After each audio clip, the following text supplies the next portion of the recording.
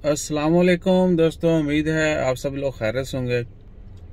दोस्तों देखिए कुछ दोस्त कहते हैं भाईजान इधर उधर की खबरें शेयर करते हैं, फिलिपीन की अपडेट नहीं दे रहे। उन्होंने भी हमारे ऊपर पाबंदियां लगाई हुई हैं। आज 14 अगस्त है और फिलिपीन ने जो है फिलिपीन पिनोए उन्होंने अनाउंसमेंट कर दिया कि 31 अगस्त तक फ्लाइट ऑपरेशन मुअत्तल रहेगा, जिसमें यूएई भी शामिल है, ओमान भी शामिल है, पाकिस्तान, इंडिया, नेपाल, श्रीलंका और मजीद कुछ मुल्क है। टोटल 10 मुल्क हैं जहां की उन्होंने फ्लाइट ऑपरेशन पिछले 2 महीनों से बंद किया हुआ है।